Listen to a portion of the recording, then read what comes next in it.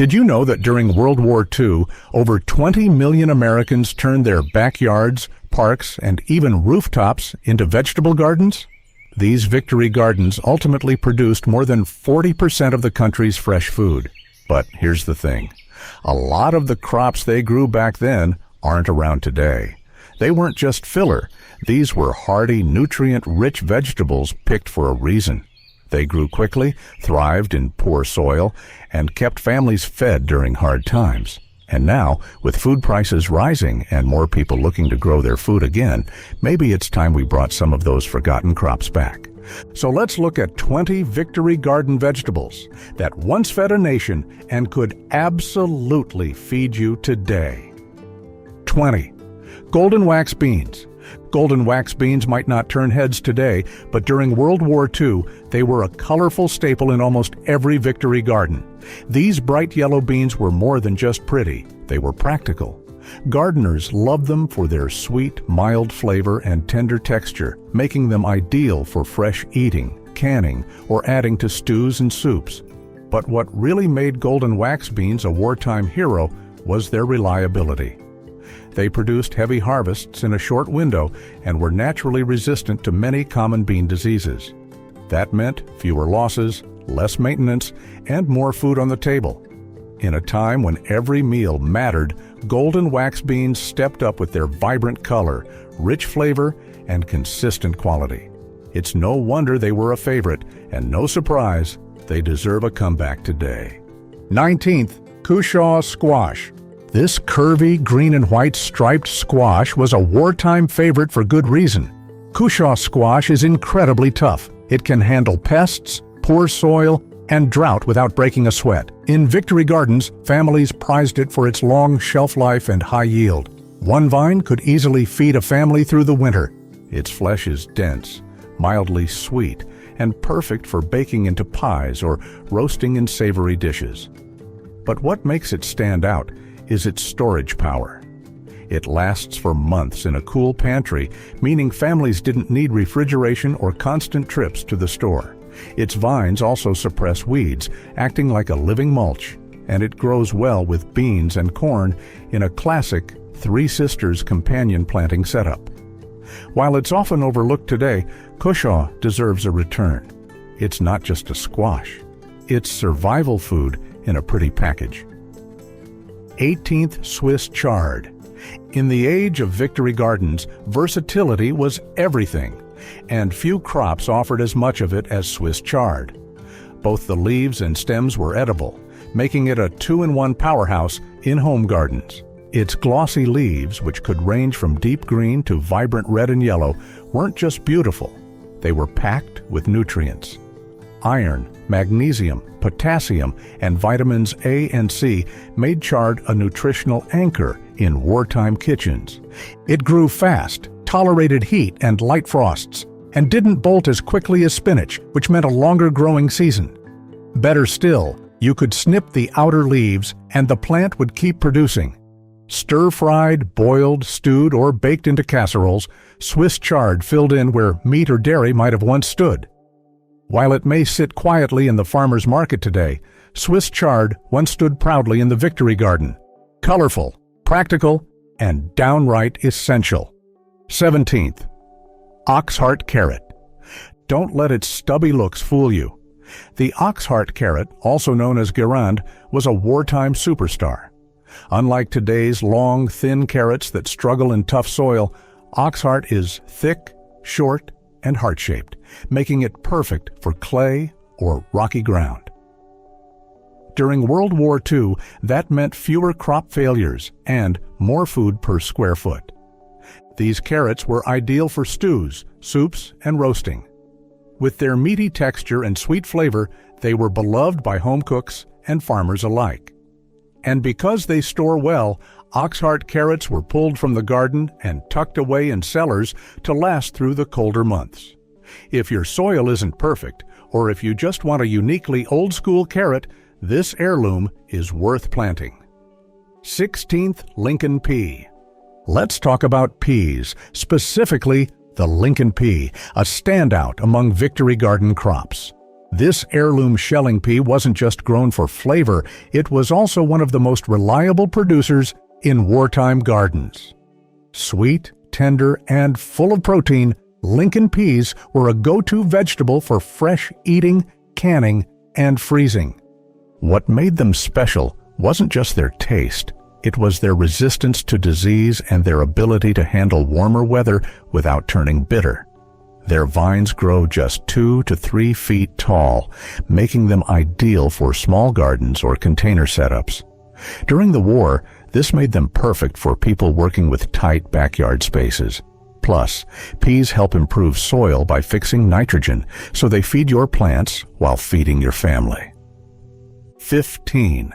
Henderson bush. Lima beans. Victory Gardens weren't just about taste, they were about survival. And that's where Henderson bush limas shines. These compact plants were favored during World War II for their protein-rich beans and incredible productivity. Even in hot, dry weather, they kept on producing. Each pod carries 3 to 4 buttery beans that are excellent fresh, frozen, or dried for storage. They're also nitrogen fixers, meaning they naturally improve the soil around them, helping future crops grow better. It's a full-circle kind of plant. Feed your family, improve your garden. This variety was so reliable that families across the U.S. relied on it year after year. If you're looking for low-fuss nutrition, Henderson is still the bean to beat. On dördüncü kale. Victory Garden manuals didn't just recommend kale, they praised it.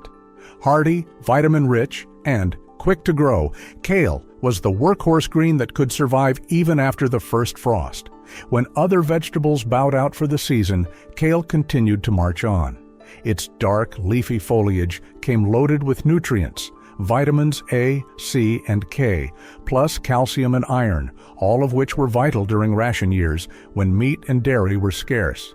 But what made kale truly valuable was its flexibility. You could boil it, sauté it, bake it into casseroles, or eat it raw if picked young. It also wasn't picky. Kale grew in nearly any soil and kept producing if you just harvested the outer leaves. It may have fallen out of fashion for a while, but wartime gardeners knew. When survival was the goal, kale was a green you could count on. 13. Early Jersey Wakefield cabbage. This cabbage is the one you've probably seen in vintage seed catalogs, a tightly packed, pointed head with crisp, tender leaves. Early Jersey Wakefield was a staple in World War II gardens due to its rapid growth. In just 60 to 75 days, families had harvest-ready cabbage that could be used raw in slaws or cooked into hearty meals. Its small footprint made it ideal for tightly packed rows, and it rarely split like the round-headed varieties. People loved it for its sweet, mild flavor and versatility. Whether fermented into sauerkraut or chopped into soups, it was dependable, filling, and nutritious. If you're looking to grow your own greens without waiting all season, this is your cabbage. 12th, banana melon. Sweet, aromatic, and banana-shaped, this melon was the dessert darling of Victory Gardens. Banana melons weren't grown for their looks alone. Their creamy flesh, subtle tropical flavor, and high sugar content made them a rare treat in times when sugar was rationed and sweets were scarce. Unlike modern water-heavy melons, banana melons have a dense texture and rich taste, and while they're not typically found in supermarkets today, they were a backyard favorite in the 1940s. Gardeners loved them for their reliable yields and unique taste. If you've never tried a melon that smells like banana and tastes like cantaloupe crossed with honeydew, you're missing out. It's a lost flavor worth rediscovering. 11th, cabbage, early Jersey Wakefield style.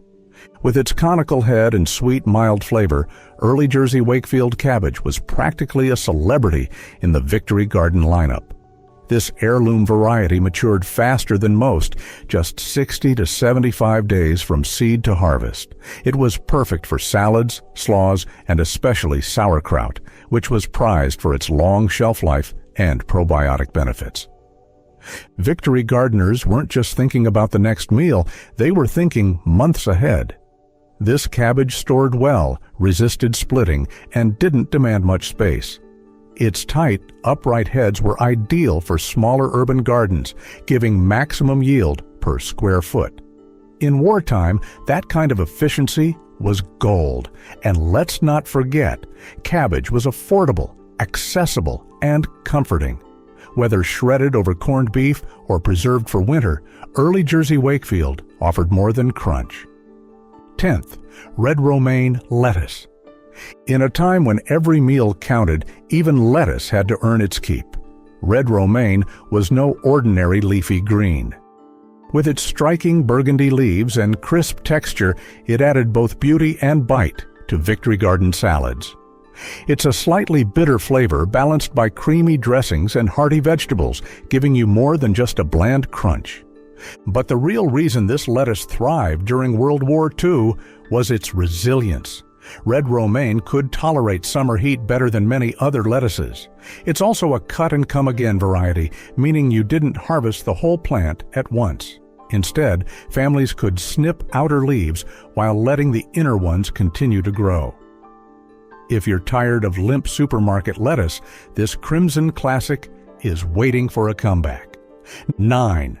Detroit Dark Red Beet. This heirloom beet is exactly what you think of when you picture an old-fashioned vegetable patch.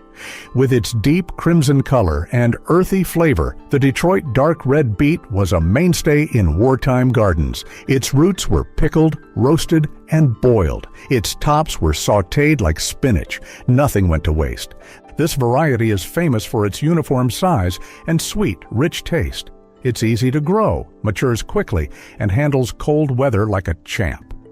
Back in World War II, it was common to see rows of beets thriving in spring and fall gardens.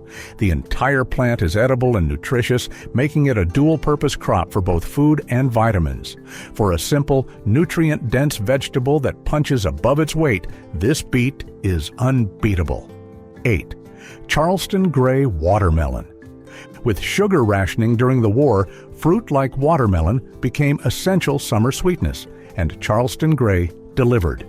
This hefty oblong melon with pale green skin and bright red flesh was a favorite in wartime gardens. It grew reliably, stored well, and sliced into clean, juicy wedges, perfect for hot days and family gatherings.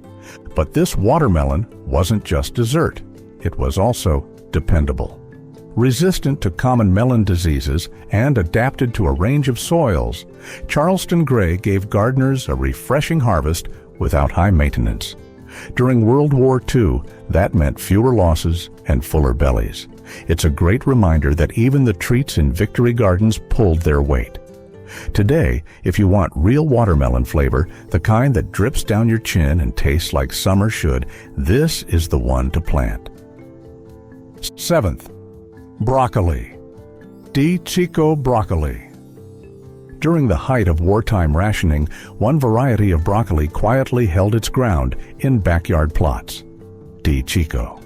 This heirloom Italian strain, introduced in the late 19th century, wasn't just grown for its quick maturity, it was chosen for its dependability. Cicco produces multiple small to medium-sized heads instead of a single large one, which meant families could harvest over several weeks rather than all at once. In Victory Gardens, that mattered. It stretched meals. It made planning easier. Its bluish-green florets and tender stalks were packed with iron, calcium, and vitamin C, which were crucial for families who couldn't rely on consistent access to grocery stores. Even better, it tolerated cold weather and rough soil, making it ideal for both spring and fall gardens.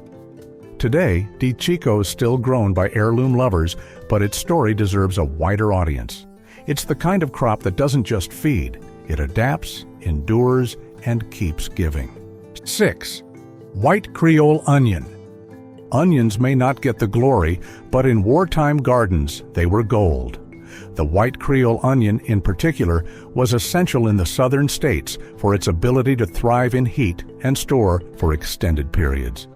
Medium-sized and globe-shaped, it had a sharp flavor when raw and a beautiful sweetness when cooked down.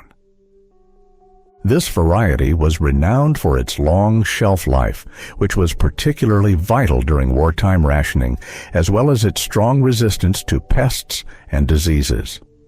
Gardeners loved it for soups, stews, and frying. Even a single onion could transform a bland pot of wartime beans into something hearty and rich.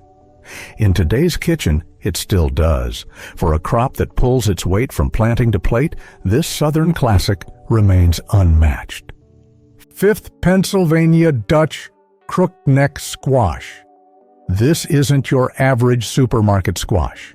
The Pennsylvania Dutch Crookneck, with its curved neck and golden skin, was beloved for its creamy texture and nutty sweet taste.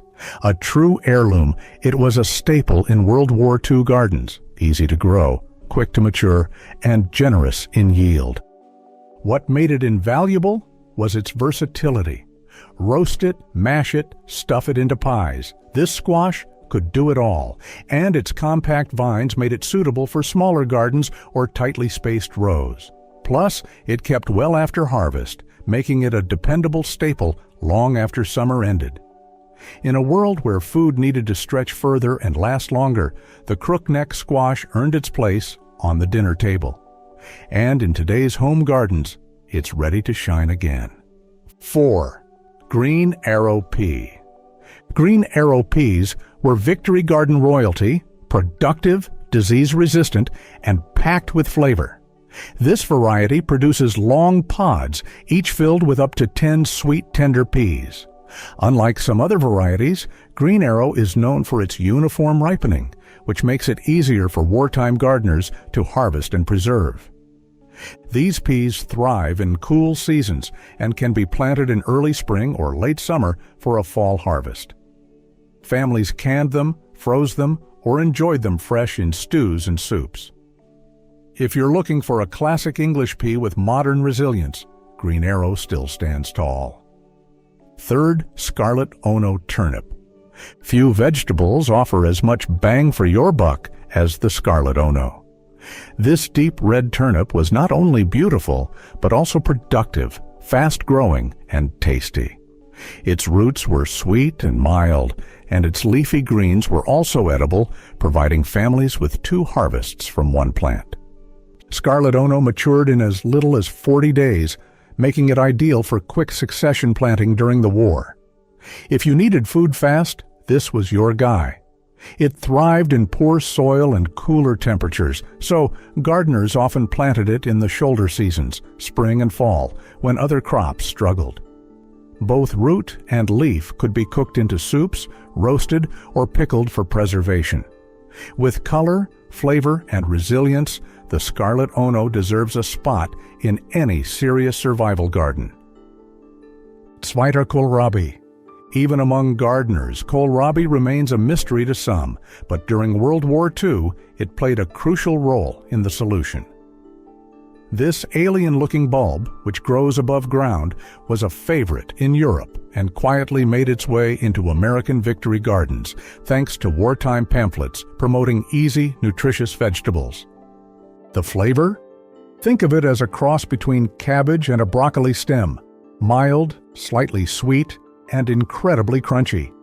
Gardeners boiled it like potatoes, grated it into slaws, or roasted it into a rich caramelized side dish. It was affordable, space-efficient, and full of fiber and vitamin C. While supermarkets never quite embraced kohlrabi, likely due to its unusual shape, Victory gardeners knew better. It was the quiet kind of vegetable, humble, reliable, and full of surprises once you gave it a chance. First, strawberry blight. A bright and unusual edible green, strawberry blight is technically a relative of spinach, but it also grows small red berries that resemble strawberries. It was grown in some Victory gardens for both nutritional value and aesthetic appeal. Its cheerful appearance made it popular in tough times. The leaves were used like spinach, either sautéed or added to soups. The berries, while not super sweet, could be eaten raw or used to make jam when other fruits were scarce. Its quick growth, just 40 to 60 days, made it a practical choice, and it could grow in less than ideal soil. Today, this dual-purpose plant can still bring color and usefulness to any garden bed. It's proof that even in hard times, nature has a way of adding beauty. So there you have it. 20 crops that once fed a war-torn world are ready to feed us again. These vegetables weren't just about food, they were about resilience, community, and survival. And maybe, with a little seed and soil, they can be that again. Thanks for watching, and we'll see you next time.